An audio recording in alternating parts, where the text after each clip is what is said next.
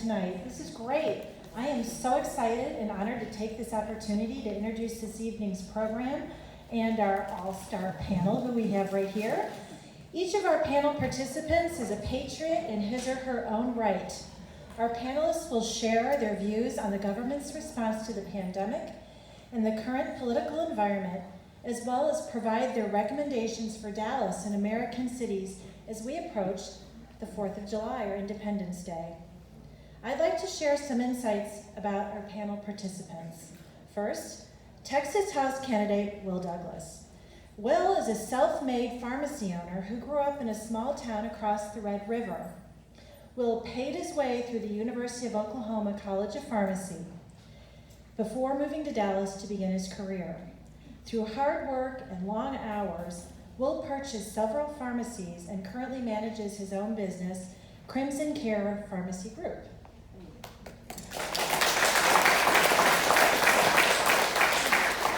Named one of Dallas County's 40 under 40, that's a big deal. Will is running for Texas House District 113. Notably, earlier this month, during President Trump's visit to Dallas, Will participated in a roundtable with the president where the focus on the discussion was transitioning to greatness, restoring, rebuilding, and renewing. Okay, our next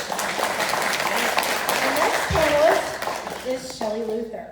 Shelley is a businesswoman from Dallas. She is the owner of Salon a la Mode, located, so just so you all know, it's located at the intersection of Beltline and Spring Creek. And Coit. Sorry, excuse me, Spring Creek and Coit. So I know the Salon as it is on the Beltline address. But it's Beltline and Coit, you're good. It's Beltline, it's close. Okay. I am a newer client at the Salon, and I will tell you that her stylists are very professional. And that the salon is it's an excellent salon and it's professionally managed. So I'm putting in a plug because I want everyone to know about the salon. It's a great salon. So, as you all know, after Shelley attempted to reopen her salon in April, Shelley was arrested and sentenced to 7 days in jail, along with a fine of $7,000. Dallas County Judge Eric Moye told Shelley that she could avoid the jail sentence if she apologized for her actions. Well, Shelley refused to apologize, and Judge Moye jailed her. Her sentence drew widespread criticism from citizens and those in Austin, including Texas Attorney General Ken Paxton and Governor Abbott. In the end, Shelley spent 2 of her 7 days in jail as the Texas Supreme Court granted a motion to release her. Importantly, Shelley is the founder of Shelley Luther's Courage to Stand. It's a nonprofit organization created to support small business owners closed by government orders and crushed by the economic fallout. All right.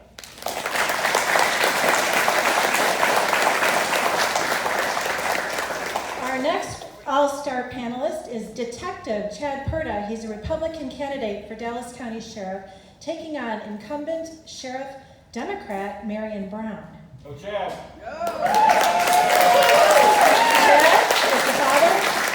Chad is the father of 4 children, 2 boys and 2 girls, and he's the husband to Jamie.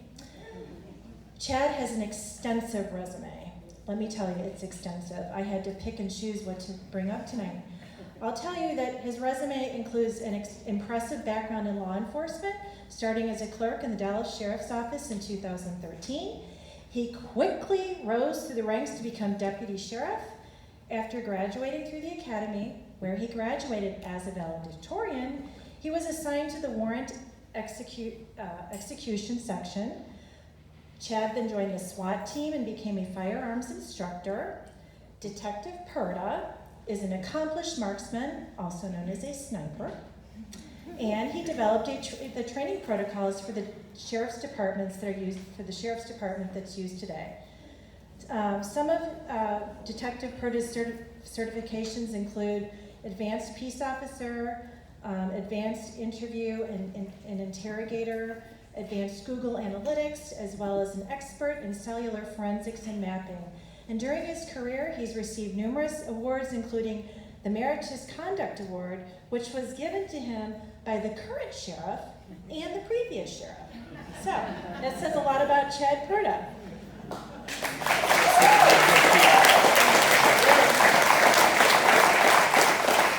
And I'd also like to introduce, although she doesn't need an introduction, Debbie Georgatos. As many of you know, Debbie served as president of PCRW a few years ago. She is a current PCRW member and an advisor to PCRW. Debbie is founder and host of the conservative talk show, America, Can We Talk? The mission of America, Can We Talk is to inspire more Americans to actively embrace American-style liberty, protect America's exceptional nature, and claim their place in the American political conversation. Debbie is a public speaker, an author, a past Fox News political analyst, and former California labor and employment litigation attorney. So with that, I'd like to turn it over to Debbie, who's going to kick off our panel this evening.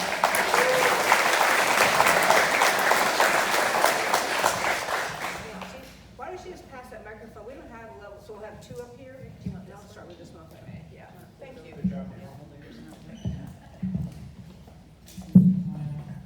So we'll just, is this one even not on? Okay. I tried the on button. Does that do anything? Hello? Okay.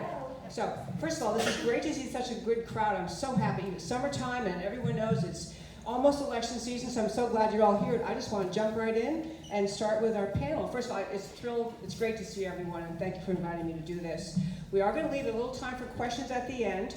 Very short questions. We'll be passing the microphone around in a little less than an hour. So short questions. We have about a 10-minute period, we think. So I was going to start. I guess I'll go ladies first, if I may. Shelley, you know what? I was going to tell you that all of us, many of us, followed your story. We're so excited about your willingness to stand up and resist what you thought was an unfair order to shut your beauty salon down, your hair salon down. I just want to, I know people have heard the story more or less, but why did you decide that you could not comply with the order when other businesses were complying? What was the reason you just decided, can't do this? I think everyone knows kind of what happened. We were going weeks and the government was, you know, promising all of these paychecks that we were going to get all of this money. And so we were kind of scared at the beginning and we shut down. We're like, we can survive maybe a week or two. My stylists pay rent to me, so they don't make a commission. It's kind of like leasing an apartment type thing.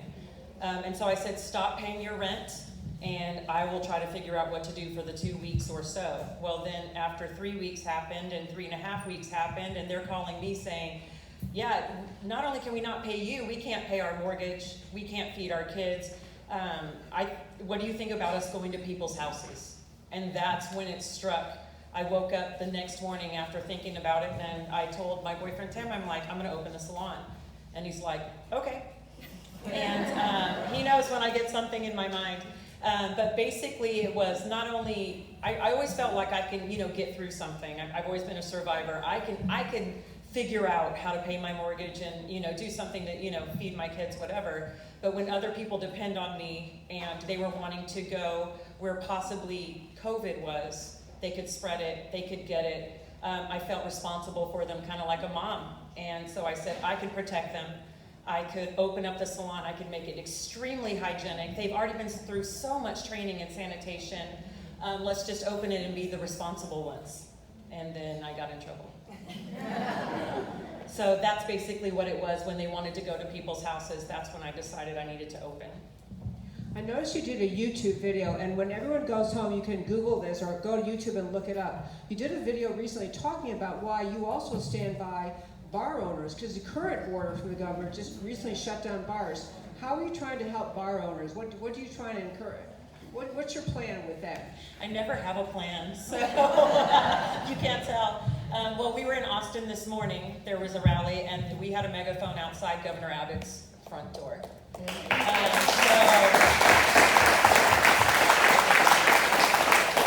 I think my words were, Governor Abbott, I know you're tired of hearing from me. But what you're doing is not right, and we are familiar, Tim and I are both musicians, so the bars closing completely affects us as well. And I think when we got the first call that everything was closing, we lost $40,000 in 1 week. And we have employees that, our band members, sound people, all of these things. It affects a lot of people when you shut down bars that a lot of people don't think of because of 1% of alcohol sales. 51%. So we wanted to remind Governor Abbott that you can't single people out choosing winners and losers. You either shut us all down, but I'll never shut down. But you will shut everyone down, or you will let all of us open because we were responsible enough to elect you. You better make sure that we are responsible enough to run a business. Thank you very much.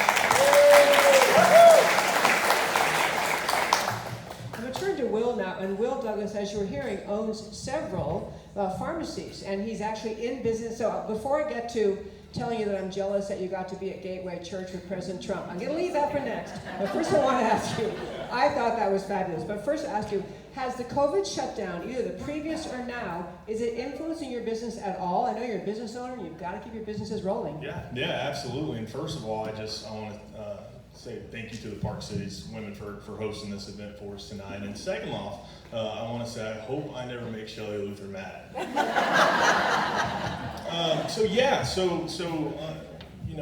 Whenever this first started, COVID, pharmacies were deemed an essential business, which I think is kind of unfair because, as Shelley will be the first one to tell you, all businesses are essential, especially if you're having to pay for your family and putting food on the table.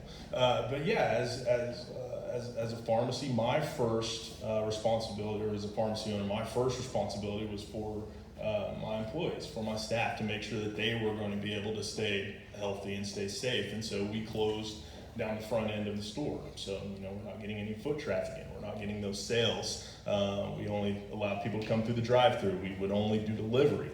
And with that, you had to have additional delivery drivers. So our business model literally changed overnight.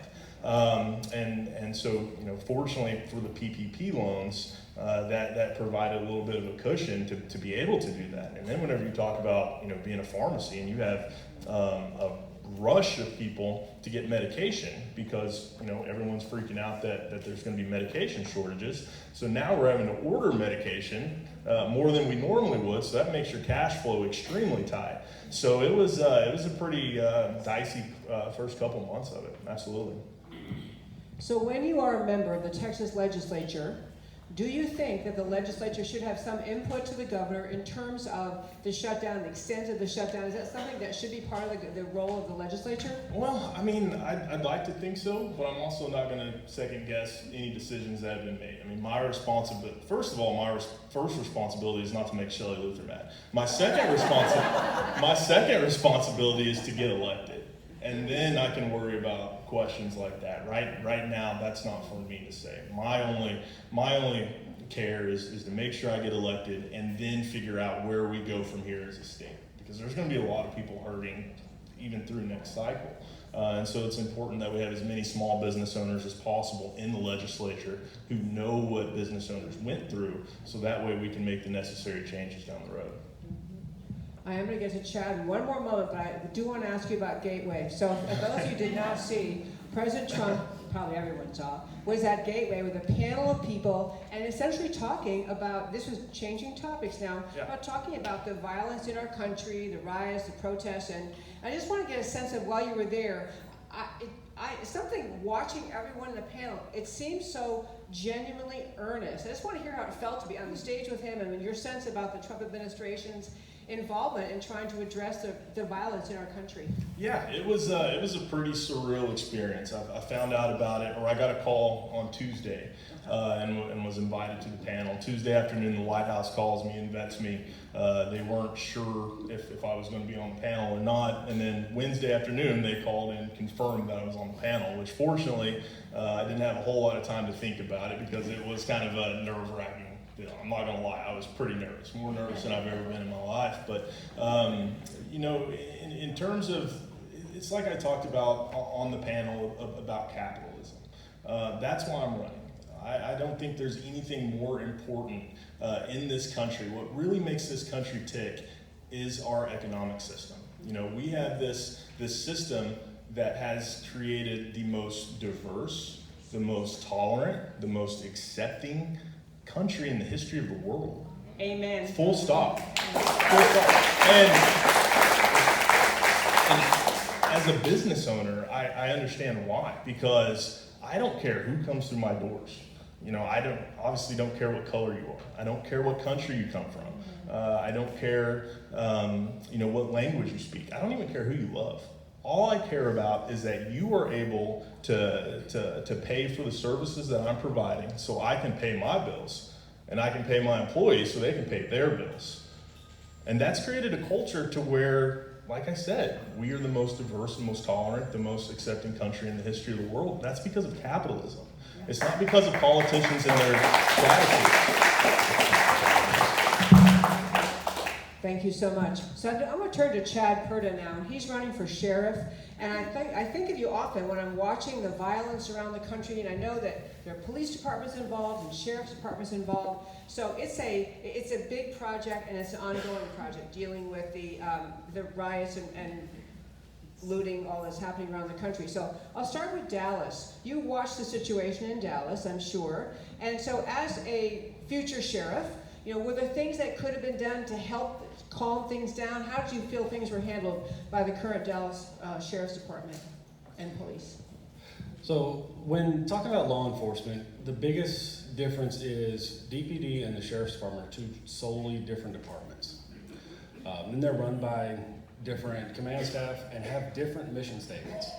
But above all, they both are there to uphold the law. The mistakes that were made and the bridges that were made through these protests should be looked at. One of the biggest issues I saw in the initial protest, the peaceful protest that started turned not peaceful at around 11 or 12 o'clock at night. And I think the biggest issue was the way law enforcement was deployed. Rather than deploying law enforcement in a assisting capacity. If I were sheriff, I would have put my employees, my SWAT team, I would have had our armored vehicle right in the middle of everything. Our riot gear would have been inside of that armored vehicle and other squad cars. I would have also had water and first aid equipment for the protesters. We would have walked alongside of them and intermediated with them. You don't have to agree with their message, but you have to understand that everyone has a freedom of speech. Law enforcement working alongside the community, and many of these were our community members. Many of them were bussed in, but several were from our community. So law enforcement working alongside of them, walking in and out. When the antagonist decided to pick up a brick and throw it through a window, law enforcement would have been there to stop that. They would have been able to apprehend the violent protesters and allow the nonviolent First Amendment,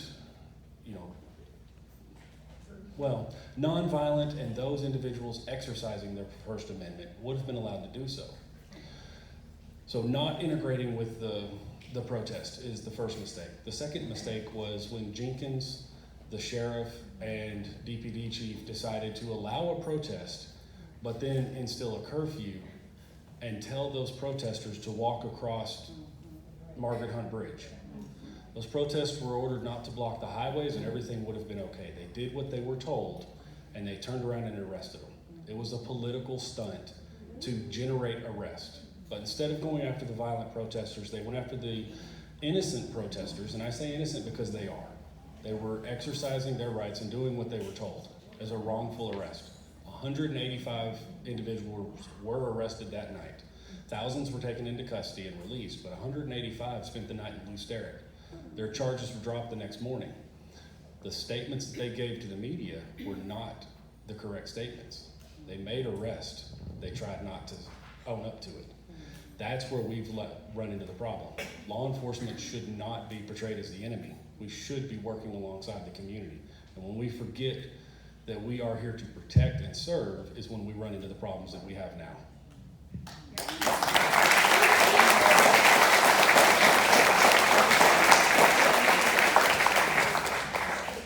I'm going to throw in one story here before I'm going to go back to all the panelists, but I just heard a story tonight before we were able to walk up here and sit down. Chad, in addition to being a sheriff's candidate and having all sorts of experience, marksman and all of that, he's well trained in first aid. And this is a great little story, a hero right here. Tell him about that story you told me before we got up here.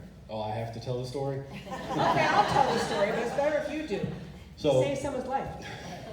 That's all. it wasn't put out on my page because of where the event was. Once a year, there's an event called the Blue Line Ball, and what that is for is the widows of fallen officers. Officers from around the state and the country get together, and we honor the widows. They are our honored guests for the night. And during this event, we do what's called presenting colors, and it's when we present the flags. Several of the volunteers that were participating were playing bagpipes. And one of the members, after presenting colors, moved over to the side of the stage and stood by the door to allow for the presentation to go on. He then just fell to the floor. And it was 15, 20 feet away from our table. So myself and several other individuals went over, and when we got there, he didn't have a pulse. We performed CPR, and we were able to get him back and get him onto an ambulance. And what it looks like is, due to his blood pressure medicine, he had a stroke that was brought on by that blood pressure medicine. He has since recovered. Last weekend he was camping. So everything has come back, and he's a stubborn officer, so he will move forward with it. But that wasn't really put out on my page because that event is for the widows of the officers, not for publicity. Great job. But it's a great story to tell. I'm going to go back to Will for just a moment, and then I'll come back to Shelley.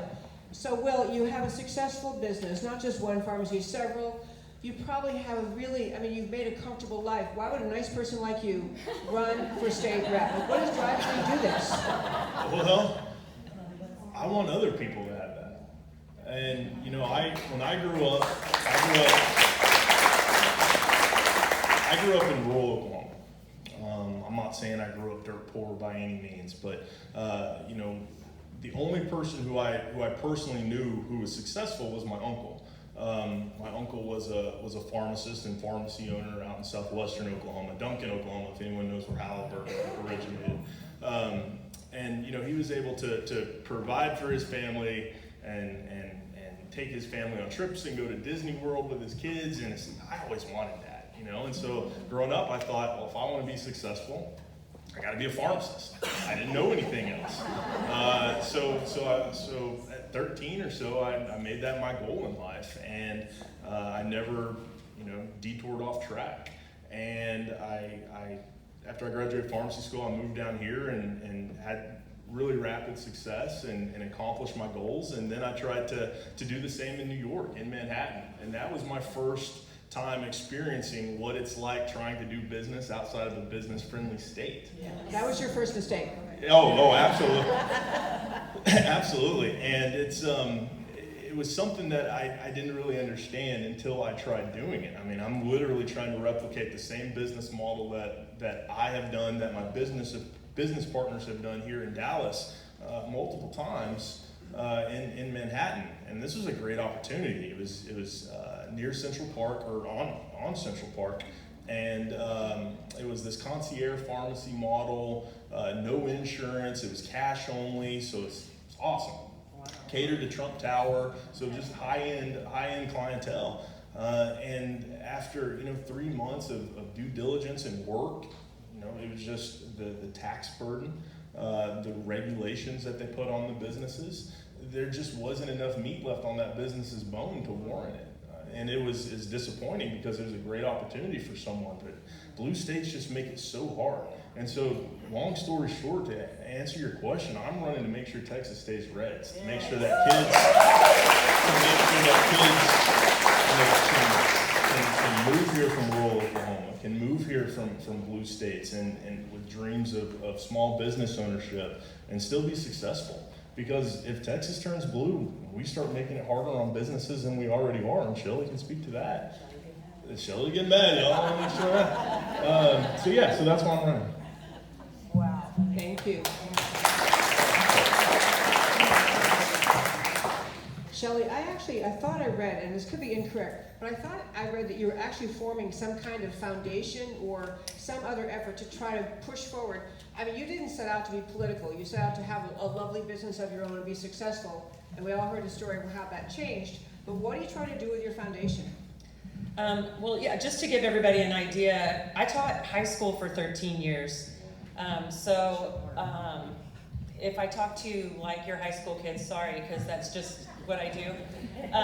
But I taught high school Spanish, actually, for 13 years. And then I kind of wanted to get into something different because the way the school systems were running, I wasn't really excited about it. And so I went to some makeup schools and then ended up buying the salon, and I renovated it myself and, kind of built that for myself. So that's kind of how that went. But when I got shut down and all of these things happened, and seriously, it really struck me when I was laying in jail. And it sounds weird, but it is. It's what happened. And I'm laying there, and I didn't get a phone call the first day. And a lot of bad things happened that first day, but that's one of them. And I'm just like, what in the world just happened? People are like, what were you thinking? I'm like, I don't even know what I was thinking. I was just like, what just happened? How can this happen to people? Mm-hmm. And there's 7 other ladies, all minorities, that I couldn't talk to, but they were in like the same area as me, and young, really young. And I'm like, if all I did was not apologize, because they had calendars up there that they were marking off the days. They'd been in there months and months, maybe years, I don't even know, and I don't know how it goes in jail, but I didn't ask them why they were there. But I can't imagine if all I did was not apologize to this man, what these ladies could have done to have been in there that long, and they were young. And so when I got a hold of my boyfriend the next day, and all of you know about the GoFundMe account, he's like, there's $150,000 in that account. I started crying. I didn't know what to do with myself. I was a teacher, y'all know, we don't know that kind of money. And the next day I was laying there, because I was there 2 full days, and I'm like, what could I do with that money? And so one of the first things I thought about were these poor ladies. We were in the jail cells by ourselves for 23 hours of the day. No one talked to us except for dropping food off in the thing or shoving your medicine through a thing or whatever. And one of the gals asked me, said, when I get out, can I work at your salon? And I'm like, yeah, do you cut hair? And she's like, no. And I'm like, well, what do you do? And she's like, I don't know. She knew nothing. She was like 25. So when she gets out of jail, we're going to set her up for failure too? When we have a 25-year-old's complete attention all day, I would have paid for that in high school to have anyone's attention for half that long. And we've got these ladies that are ready and willing. I don't care what they did. But why are we not teaching them a trade instead of them sitting in that cell doing nothing for 23 hours? So to me, I figured with the money right away, like, what can I do to help people? And that's why we made, I took $100,000 out of the money that was given right away, and we made the foundation Courage to Stand. And so I want to help people that don't have a voice of their own. Businesses that are too scared. A lot of people say, I just couldn't have done what you did. I didn't know I could do what I did. It just happened. But I want to be that voice, and I want to be the financing behind helping some of these people get back in what they either got taken for them or made a simple mistake, or just need to get off the ground to begin with. That's what I wanted to do. And we gave $18,000 to a Black-owned barber shop. This guy was living in his car, and we gave him, an apartment, like somewhere to get started, and we paid for his entire barbershop tuition. So not only is he not living in his car anymore, he is an entrepreneur, and he's giving haircuts, and he's got his life back, and that's what I want to do with the money. In case anyone's asking, that's it.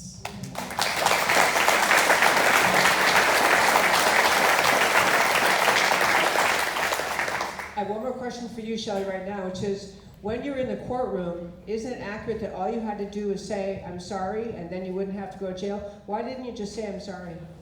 I did not owe him an apology.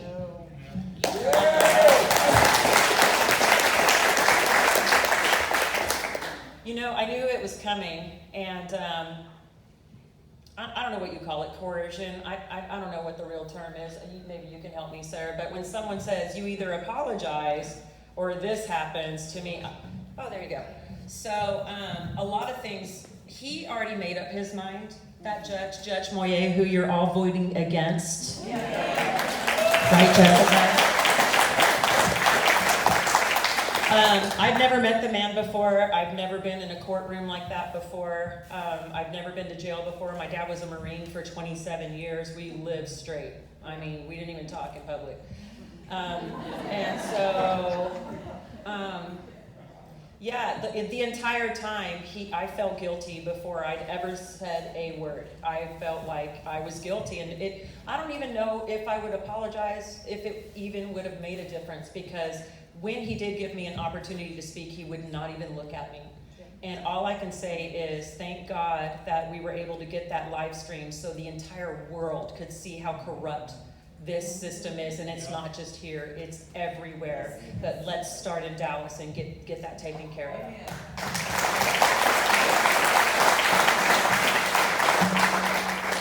So Chad, in this era of all the violence we're watching, everyone has seen many stories that there seems to have been excessive use of force by police, and pretty much everyone in the country wants that straightened around. They want to have police investigated or change their training, take some steps to correct the problems.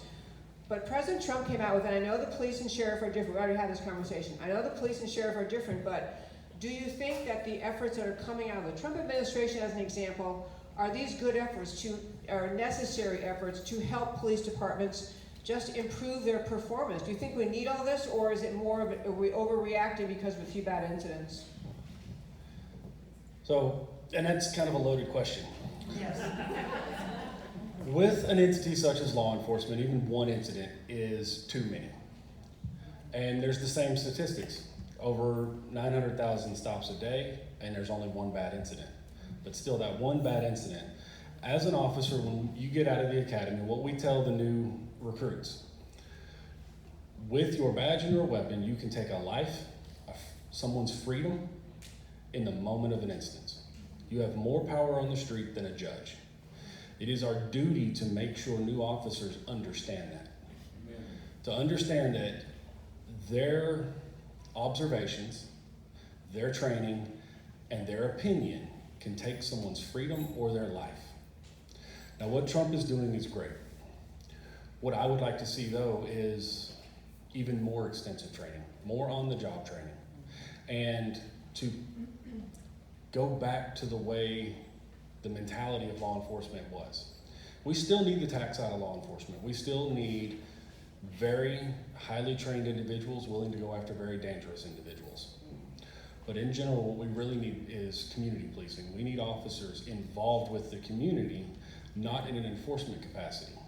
What we need is a higher level of training, and to have every community event has an officer there. Every school has an officer at the events, not as an enforcer, but participating. To not only educate the general population as to what an officer does and what they're here for, that we are here to protect and serve, but to also remind law enforcement, we should not fear the ones we are there to protect.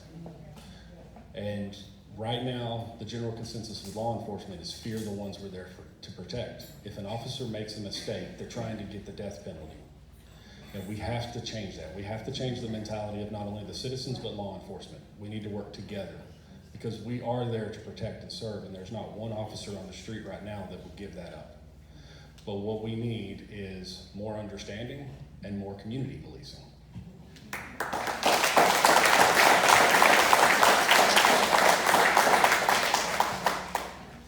I guess I'm just jumping around. Go back to Will. And first of all, I remind you again that we're going to have questions that are available and be thinking about them in short questions in about 20 minutes. So I want to, first of all, I'm so grateful for people running for office. I meant to say that at the start. Because honest to goodness, it's really hard to run for office. Even if you have all the noble motives in the world, it's exhausting. You have other jobs to do. So I want to thank both of you for running, because it's a very hard thing to do. And especially in a time when it's such tremendous political tension in our country, so I appreciate that very, very much. So back to getting business. So back to helping businesses in Texas, which I think is just it's an astonishing thing that the difference that you described between Texas and New York. how can Texas help businesses? Because you can say we're going to keep taxes low, but do we have some plans in works, just ideas? Because Texas should feel like the place where everyone thinks, if I could afford to and run my business, I want to come to Texas. Do you have ideas of how we're going to make Texas better and better, more business friendly? Well, yeah, I mean, absolutely. I mean, yeah. Sorry, go ahead. Sorry, go ahead. Keep it open. That sounds like a great plan. You're fine. Obviously, it's kind of crazy because COVID has thrown everything off. If you had asked me, what my plans are, 6 months ago, I would have said, well, the most important thing is property taxes. We got to get property taxes down for people, so if they want to own a home and own a piece of Texas, they're not priced out of it. And that goes the same for business. But now that we're coming out onto the other side of COVID, and you look at businesses that have been closed down, have been forced to shut down, that their cash flow is strapped. They've qualified for PPP loans, and now they're looking to some of them are going to have to pay those back. We're going to have to figure out as a state how we're going to try to make up for that. And we're also going to have to try to figure out how we're going to patch this revenue shortfall that we're going to have. And there's going to be a lot of different options on the table of how we're going to do that. And I think that as Republicans, right now, we shouldn't be willing to take any of those options off the table. From legalization of gambling, marijuana. There's a whole litany of things that we can do to fortify that windfall. And normally folks want to jump and say, no. But I think in the next cycle, we're going to have to listen to some options, especially with oil collapsing as well. But also back to what you talked about running for office, I do want to say that first of all, it's an honor to be able to serve. And it has been a really stressful time trying to run a campaign in the middle of COVID. And as most of you are probably aware, today is the fundraising deadline for state house candidates and congressional candidates. And if you would like, you can log on to willdouglasfortexas.com. Say that. Give a contribution if you'd like, so that way you can help me keep Texas red. As of an hour ago, we were this close to our fundraising goal. I know I've gotten the support of the Park Cities Republican Women and a lot of the different women's groups here in Dallas County, and a lot of folks here in this room. But if you haven't donated and you have some that you can spare, our campaign would certainly appreciate it, and every single dollar would go toward winning over votes so we can flip this district. I was going to, you mentioned already in your answer, but this was one specific question I wanted to get to is we really are going to have a revenue shortfall, and I know we need to have in one way, I guess, the options you're describing about bringing more money in, which I know is to make up the revenue shortfall. Is there talk on the table of ways to, anything we can cut at this state, or is it just too hard to do? I think everything is on the table. We're going to have to make cuts. The only thing for me, in my mind, the only option that's not on the table is defunding the police.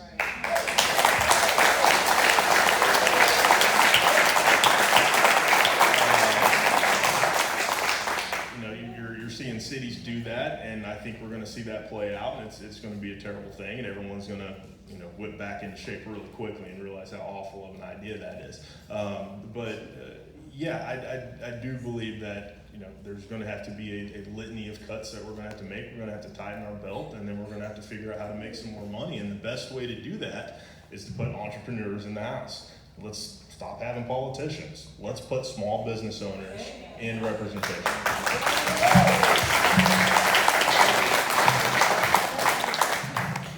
Could not agree more. That was one of the pitches I was going to make. It's just great to have a diversity of people running for office and not just all a bunch of lawyers down there. Because that, I wasn't going to say that because I have friends who are lawyers. I'm sure there's lawyers in this room. And we love our lawyers, and we do. But yes, it is great to have a different perspective down there. And actually, your knowledge about the medical industry has got to be helpful. Being in pharmaceuticals, it's got to be helpful as they make decisions going forward to deal with, just all sorts of medical issues. I'm afraid you're going to give me the same answer you did before about this whole thing with hydroxychloroquine. I knew you were going to ask me. I knew it.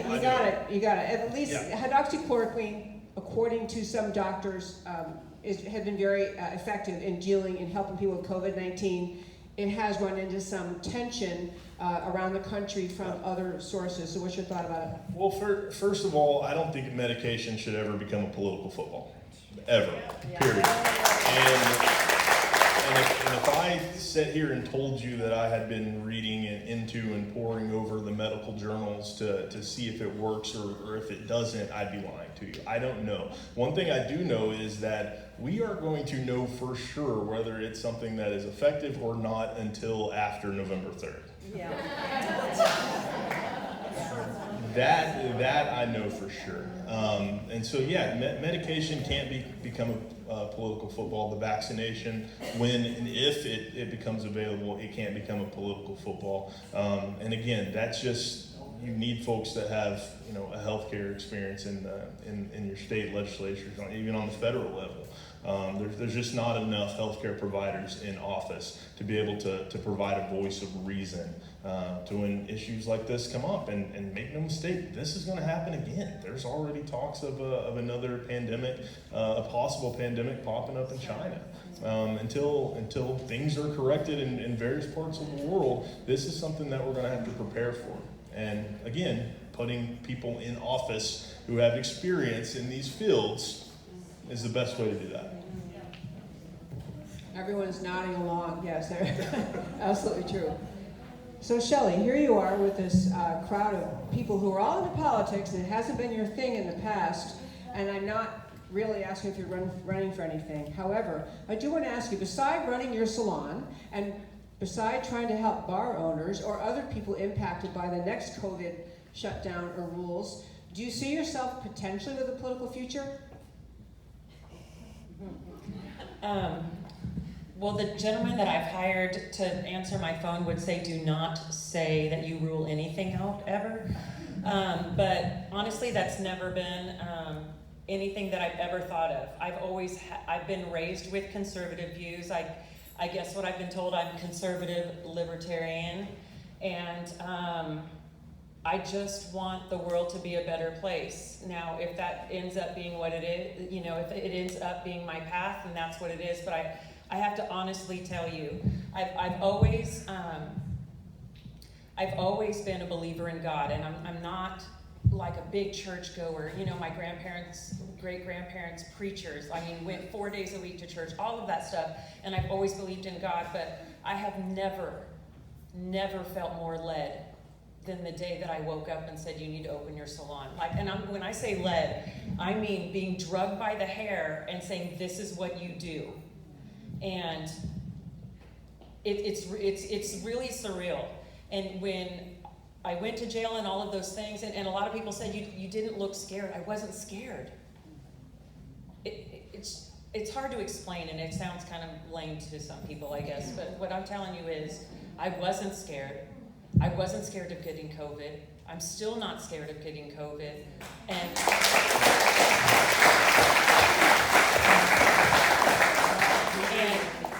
just like I do believe that the virus is real, and I do believe that it kills people, and I do believe that people should be afraid if they want to be, or if they need to be. But right now I'm really scared about the world my daughters are going to grow up in right now. And so if that's what it takes and that's where I'm led, then that's something that I will do. But right now, for me, I feel like I'm in the place where I need to be sometimes you can do more from outside of being in politics because you're a little bit more, I'm just a normal person, you guys, like you, and I'm just like, wait a second, that's not right, you know? And something happened to where I was put in front of a camera, live stream or whatever. That didn't happen just because. That happened for a reason. And if you've ever felt led like that, it's the craziest experience. But poor Tim has to live with me when I say, you know, we're about to go to Austin right now. And that was this morning. And he just goes, okay, you know, poor guy. And that's how I lead my life right now. My ears are so wide open, and my eyes and my heart are so wide open to that. And if that's where I'm led, that's what will happen. But right now, it's not where I'm looking. Talking to this crowd, everyone's happy, everyone gets the beauty of being led to do what you feel like you should be doing. That's a great answer, yeah. Well, we're a few minutes away from taking questions. I'm going to turn to Chad again. And actually, I will tell you, folks, this is such a tumultuous time in America, a tumultuous time when there is a not just R versus D, conservative versus liberal, or something like that, but really the kind of whole identity of America thing feels, it's what's on the ballot this fall. Are we going to be a country that's free, or are we going to be a country that is government controlled? And it's a tremendous distinction between the political parties and where they want to take us. So back to you and policing. My little spiel for everyone must vote Republican, right down the ballot. But back to you and policing. I really am surprised by how much energy seems to have been built up in this country over a relatively small number of incidents, and a wonderful record on behalf of sheriffs and police departments around this country. Wonderful behavior, wonderful at keeping people safe. But small incidents have really seemed to drive us over the cliff kind of in this country. So as a spokesperson for the police department, for the sheriff, what kinds of things can you be saying to people, and how can people help the sheriff's department, people who value our police, help the sheriff's department, help police departments, let people know more about who you are? That's abstract, but that's where I am. So the biggest thing we could do to help law enforcement, take politics out of it, across the board. If we left politics out of law enforcement, the only thing officers would do is uphold the Texas Penal Code, the Constitution of the United States, and be a conservator of the peace. When we bring politics into it, we get a sheriff that will arrest an innocent person for opening their business. We get a sheriff, a commissioner, or howdy doody. Yeah, some of y'all remember that nickname.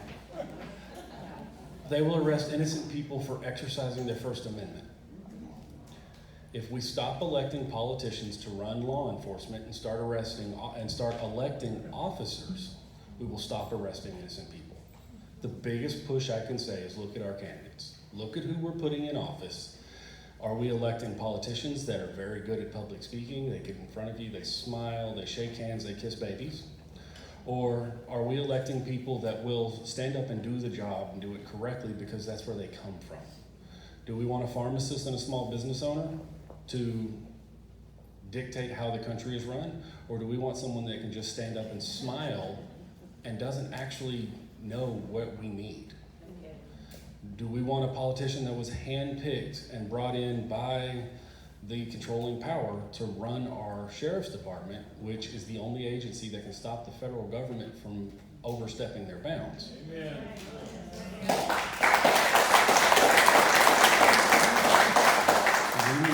We really need to get behind our candidates and get out there. I know this year is going to be very tough for everybody. Today is the last day of financing, and I'm going to hammer it again. So Will has to turn in a form today, and I have to turn one in too. And what we need is to turn in that we reached our goals. We're raising $15,000 for signs. Will is raising how much? Yeah, it's there's too much money involved. Yeah. And that is for just one leg of the race. So get behind your candidates. Let's stop electing politicians, and let's start electing people that are right for the job.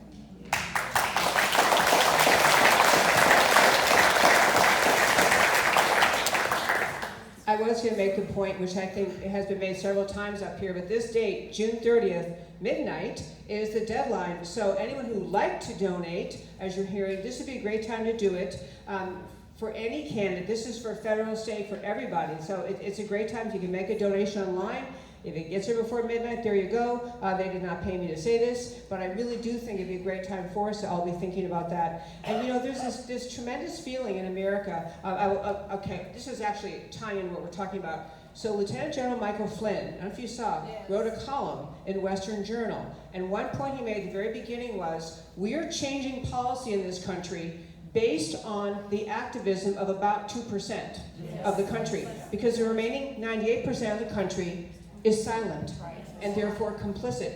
We let things go. And so right now we are watching terrible things happening around our country, it's about 2% of people who are looting, rioting, not even 2%, but the point being, it's a small but very noisy faction of this country. And people in this room and people who vote on our side of the aisle, we tend to think everything will turn out okay, we can be polite, we're just going to wait till election day, but we have so much power if we're activists in our daily lives, because the 98% that we all are, we need to be the ones helping our elected officials know we're on your side, we have your back, letting the police know that we're on your side, we have you back, we want you to do your job well. We have tremendous power in this room to really help the elective process in this whole election season through November, and even in between every single election, to be that voice that counters the noise of the left. We are bullied into silence way too often, and we just can't do it this time. There's too much at stake. Having said that, we are at time for questions. So, I think what's going to happen, I'm going to... They're all for Shelley. So. Actually, What was Jim? no, here. Oh, she has one. Oh, you have another one? No, this I got a question for Chad. Me and these two ladies are in charge of your signs. I'm very familiar with the U.S. and Texas Constitution. I'd like for you to explain to these folks here what it says about sheriffs in our Texas Constitution. This man's very intelligent, and he spoke 3 hours the other night at our group. Tell us about what a sheriff can do and cannot do as a county sheriff in Dallas County. Please, sir. So a real quick rundown of Texas and U.S. Constitution involving Sheriff's Department. In short, the sheriff is the only law enforcement agency that can stop the federal government. If you will notice at every major incident from Ruby Ridge to Waco to the oil pipeline, a sheriff has been present. They have to be there. Otherwise, the federal government has a few issues operating on our soil. The FBI is not a police force. They utilize law enforcement at the local level, and it was designed that way for a check and balance system. So the sheriff can stop the federal government from doing unauthorized raids. When all of this started, immigration was a big push, and people asked, would you allow a raid by ICE to go into a neighborhood and check everybody for immigration status? Well, the reason they're asking that is the sheriff can stop that. And what that means is the sheriff can say, no, give me a warrant for someone's arrest. I'm not gonna let you go to door and harass citizens to check. They've done nothing wrong, they're innocent. And without a sheriff allowing that to happen, then it stops. Red flag laws. We've seen them stopped in states like New Jersey. They passed a red flag law, the sheriff said, nope, we're not enforcing it, and they didn't have to turn over their weapons. So the sheriff is the most important law enforcement entity to your direct day-to-day life.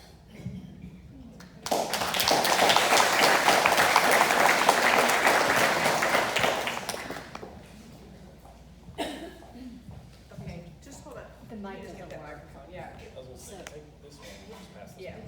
here we go. Here, you want me to do this? Do you want me to do it? Just because this one will move around. Yeah, thank you. Is that one? Yeah. This is for Chad too. You mentioned two things that I totally agree with. That's the community policing and extensive training before these people ever hit the ground so that they're stressed to the max and anybody that shouldn't be a policeman or a sheriff is gone. The third thing I think that you didn't bring up, and I was a hot-tempered smart mouth as a child. My father knew that if I ever got stopped by the cops, the first thing that I was gonna do was give him a hard time.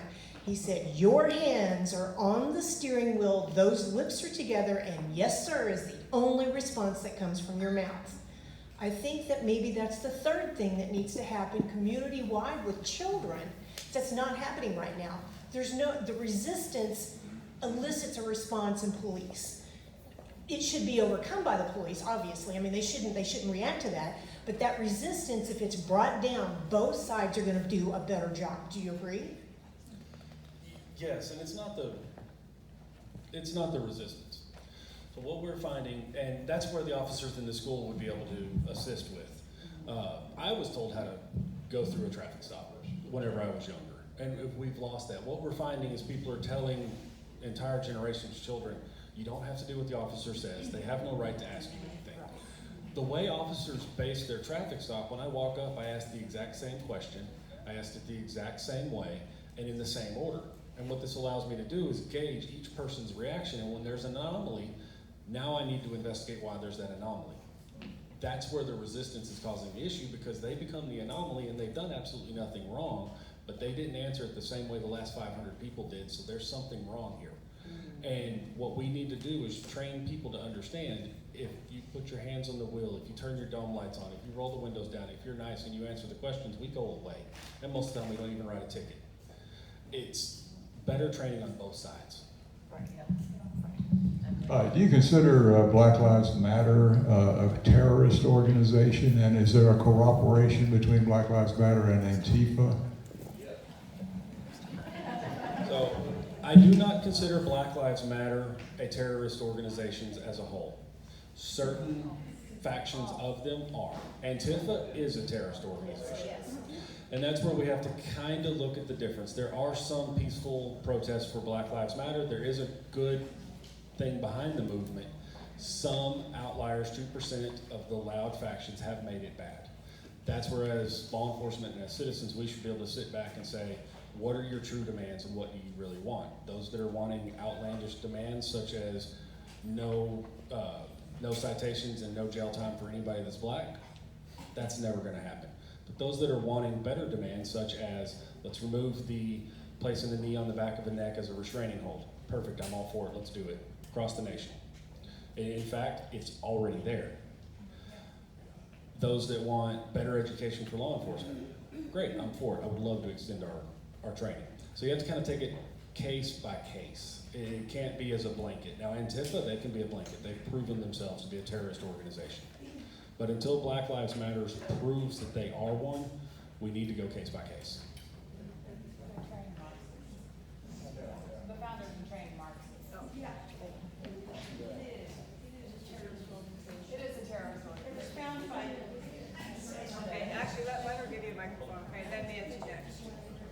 I just want to say that it is a terrorist organization. Diane It Wade. was founded by Louis Farrakhan, who is an anti-Semite, who shouts, kill the Jews, and of course they kill the Christians. It is a terrorist organization. And what is so sad is to see those signs popping up at good people's homes, good people who don't know the origin of Black Lives Matter. We're all sympathetic to all people. That's anybody who's Bible loving knows that all people are God's people. And to say that Black Lives Matter, which is a Marxist organization, is not a terrorist organization, I'm sorry, Chad. I did my research. And when I go through my neighborhood and I see Black Lives Matter signs, I know who my enemies are. Can I say something really quickly? Can I? And this isn't even but I've been accused of a lot of things lately, so I feel like I can speak. The biggest problem right now, besides politics, is communication. We have a lot of the young population that don't even know what they're doing or saying and couldn't even tell you who the gentleman that runs Black Lives Matter is. And I say that as a teacher. It's education and training is what they need, and communication, and sometimes a little compassion. And I know the person that runs that is evil. We all understand that. But there's people that go around, there's a lot of black people that are holding that sign because if they don't, they get hated on by their own people. Right. It's very sad for a lot of them. And should you loot or should you riot no, everyone believes. There's a lot of black people that hold Black Lives Matter signs that do not believe in rioting and looting and all of those bad things. So that's like saying all Mexican people are bad, or all black people, or all white people are bad, which people are saying that too. So we just need to make sure that little kids that are like 10 years old and you tell them Black lives don't matter, how a 10-year-old would take that. So just be please open-minded to everything. What's scary is their motives are the same as ours. They want liberty, justice, and freedom. Their what they're screaming for to say that they matter, we matter too, and the ones that are really bad on either side, we don't like.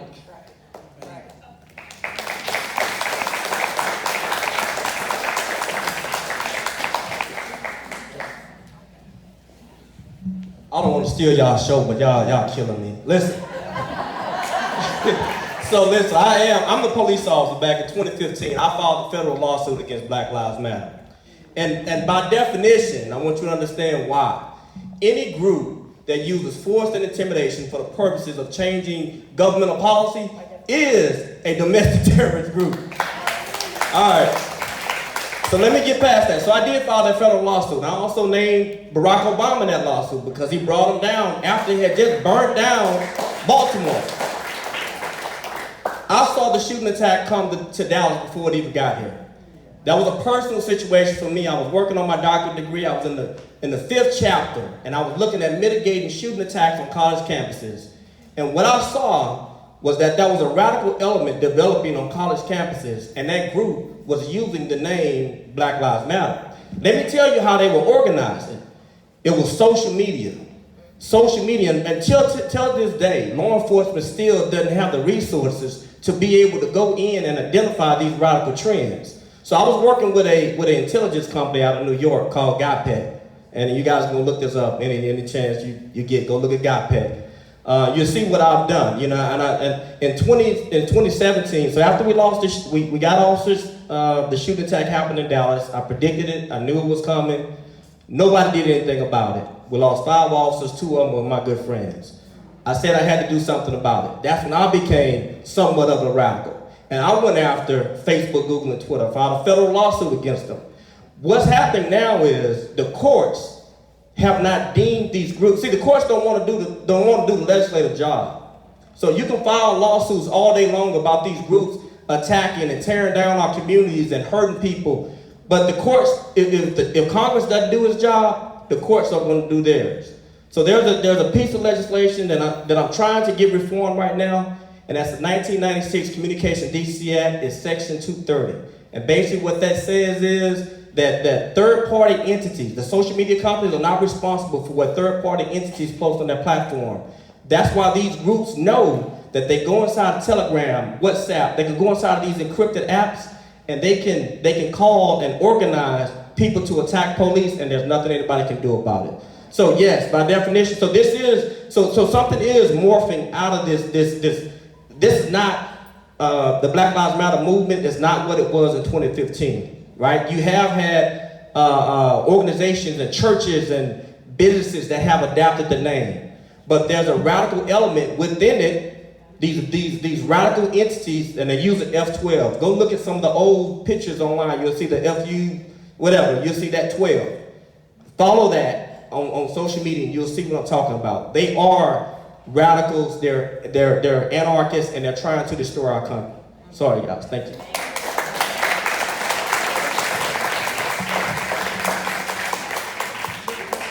I think we have time for one more very short question, because I was actually supposed to let these people do a 1-minute closing, but I forgot before we got to Q&A. So one more question, and then we'll each give 1 minute.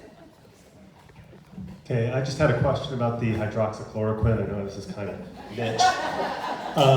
And nothing about the efficacy of it, just about whether there is a shortage, because as a pharmacist, maybe you would know, I have some doctor friends, rheumatologists, who say, oh no, I would never prescribe it because I need that for my patients. And then other doctors saying, they can always order more. So I don't know what the truth is. So do you want the red meat or do you want the truth? Truth. So whenever COVID started, there was stuff on social media about overseas how people were being prescribed hydroxychloroquine, and it was showing efficacy, meaning it was showing that people were improving with hydroxychloroquine. Okay, that started spreading around over here within, I guess pharmacy, social media, and news articles. So pharmacies started ordering more of it in anticipation that there would be a demand of it, right? And then a week or so later, at the president's press conference, he said something about it. Immediately, there was a shortage of it because everyone bought it, okay? Everyone started buying it. You could not order it. I have pharmacies. I would go onto my wholesale company's website to see if it was available, and it was not. We would get calls every so frequently, every few days, from wholesale companies and secondary distributors saying that, hey, we have some in, we're going to send you X amount of bottles. Okay, great. Then, a week or so later, the State Board of Pharmacy came in because doctors were prescribing it left and right to everyone that they knew. Whether they needed it or not, whether or not they had COVID or not, they were getting a prescription for it. I would have doctors calling my pharmacies, prescribing it to everyone in their family, 30 pills at a time. That was creating a shortage for people who had been on it for years for arthritis and for lupus and for whatever else. So state boards of pharmacy stepped in and said, okay, now to curtail this a little bit, we're going to have doctors put on the prescriptions that the diagnosis code, which that's a run-of-the-mill operation. That's not that big of a deal. Most doctors said, you know, here's the diagnosis code, it's on the script. Some pharmacies were like, is this for COVID? Yes, okay, we'll put the diagnosis code on there for you. It wasn't that big of a deal until, again, it became a political football. That's the truth. I wish it was a big conspiratorial story. It's not. Listen, I'm not carrying water for the Texas State Board of Pharmacy. Back in October, I'm walking into Governor Abbott's office, and I get a call from my pharmacy that the state board is in there doing an inspection. They're going to give me slaps on the wrist and fines if I have any minuscule thing wrong. I'm not carrying their water. I promise you, I wouldn't get up here and defend the Texas State Board of Pharmacy. So. Is there still a shortage? I don't believe so. I don't believe so. I don't believe there is. I need to hear is turn off the TV.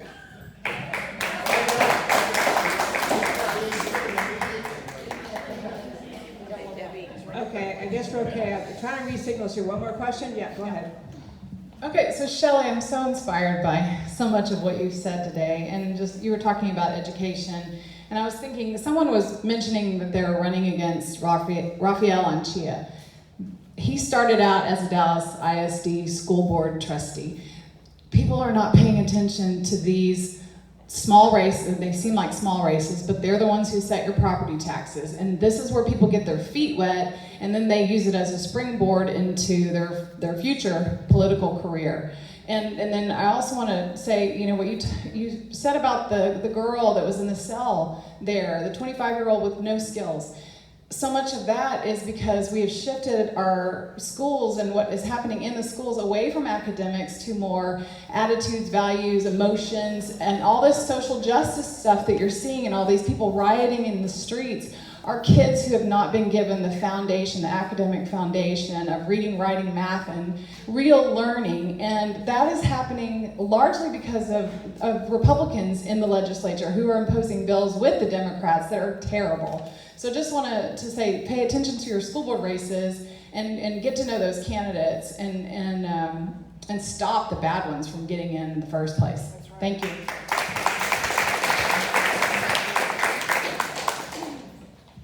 Okay, I guess, okay, that's it on questions. So I want to ask, first of all, okay, who's the boss around here? This one's the boss around here. No? Okay, here's our, no, okay, we're saying no more, sorry. We are, all right, one more. I'm not really in charge, I'm reading hand signals here. One more. I just want to speak on the riots and stuff, and I appreciate the people being out there. But my 10-year-old daughter had to be in fear this Sunday. Our vice president was in town at First Baptist Dallas. We were members there. Those people out there are not nice. They don't care about us. They don't care about the candidates running. They want peace. But how are you supposed to have peace when you got to worry about somebody spitting on your car? Let's talk about the police cars that were burned down. What's being done about that? Or a brick thrown in a horse's face. What are we going to do about, improving all this? What are we going to do to get law and order back? Is that the question? Yeah. How are you supposed to work together? And actually anyone else can too. Chad. Chad, can you solve this today? Well, we actually can solve this. Stop electing politicians for jobs they're not ready for. Start putting people that will do the job in the office. Now, I've said some stuff not everybody agrees with on this, but the fact of the matter is, stop electing politicians. Do you want someone that's going to sit up here and tell you what you want to hear and then turn around and do something different? Or do you want someone that will sit up here and protect the Constitution regardless of whether or not they agree with what you're saying, uphold the law? Or do you want someone that's going to give in to social media? You may not agree with everything that's been said, but we have to uphold the Constitution and the law.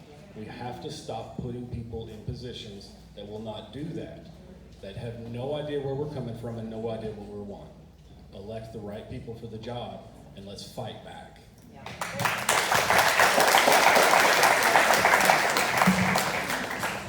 This is the last. Very quick question for Chad. Chad, my son and I are both reserve law enforcement. We have this dangerous national movement about defunding law enforcement. There are military organizations nationwide that assist the military. There's nothing supporting law enforcement. What's your recommendation? How do people in this room get involved on fighting this attempt to defund police departments? So the biggest thing is fight. Make it known. It's well known the Republicans are the silent majority, right? Start getting loud and proud. The scariest thing we can do is defund law enforcement. If we defund, say, Dallas, because there's already been talks about it, I've had 3 meetings about doing it. When those officers are terminated, even if we bring the money back, when 6 months to a year goes by and we decide we made a mistake, it takes 6 months to a year to hire an officer, and that's one, because of the background check, the schooling, and everything that goes into it. Defunding is the worst thing we can do. What we need to do is contact your city manager, your city council, Judge Jenkins, all of our county commissioners, especially our Republican county commissioner. And we need to be very loud and very proud. 2% of the population are dictating what 98% have to deal with. We need to stand up, get loud, and get proud.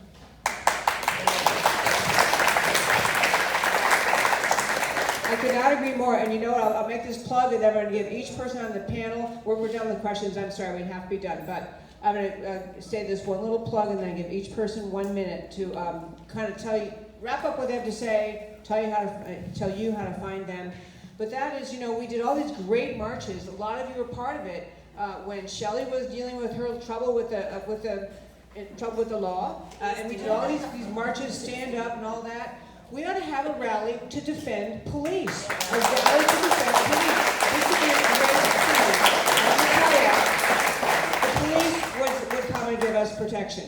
Amen to that. Okay, so let's go straight down the row. People can wrap it up and say just kind of how we find you, how we can help you. All right, so mine's easy. It's PRDA, the number 4 sheriff. And that's under all social media and my website. So if you really want to get a hold of me, I answer all of the emails. That's PRDA4Sheriff at Google. I answer every email and instant message.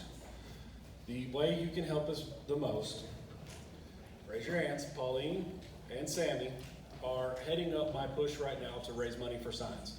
Trying to get $15,000 to purchase the signs that we will need for November. And that is on top of all the other stuff. I have plenty of t-shirts and bracelets for everyone in the back if you'd like one. But the biggest thing you can do, tell everybody.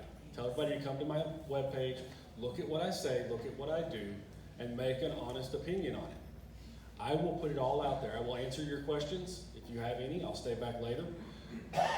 Understand, if we sit back and wait until November 3rd, we lose. We have to start now.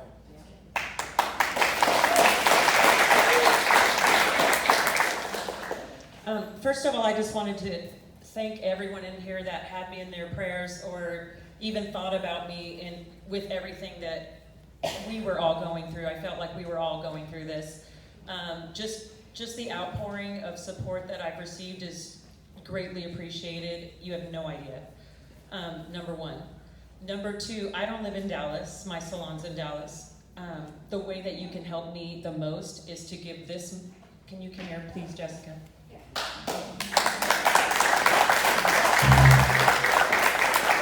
Please meet with her afterwards to find out how to give her money so we can get Moyes out of the courtroom. And that's the nicest thing that I can say. Give her money, give her support, and tell everybody who she's running against and what she stands for, because you can already tell she's a much better person than what's in there right now. Thank you. So just real quick, briefly, on everything that's going on, you know, at Trump's roundtable, I got a chance to say what I wanted. And the other day on a call with leaders in the community, I heard something that stuck with me, and that's what I repeated at the panel. And that's that it's an African proverb, and it says that a child that's not embraced by the village will burn the village down just to feel its warmth. When you look at the people that are rioting and looting, these aren't business owners. These aren't people with something to lose. These are young people with nothing to lose. And most of them live in areas that are ran by progressive politicians. And these areas have been ran by progressive politicians for 60 years. So that means one of two things. Either the progressive politicians don't care, or the progressive policies don't work. Or both. I think it's the latter. I think the policies don't work. And it's our job as Republicans and the party that's going to stand up for capitalism to make sure that we are embracing the people that capitalism has left behind. We have to have, it's a generational approach, but people have to be able to come up in an environment where there's opportunities. I grew up in rural America. There's not a whole lot of opportunities there. The one thing I did have, might be a little controversial, but the one thing I did have was a father. And not once could me or my little brother have come home doing some of the things that you've seen on TV recently and not get our rear end stomped into the ground.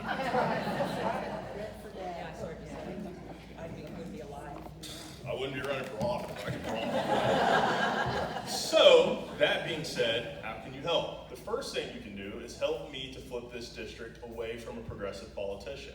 Log on to willdouglasfortexas.com. The fundraising deadline is tonight at midnight. If you donate at 12:01 a.m., I appreciate it, but it doesn't help us.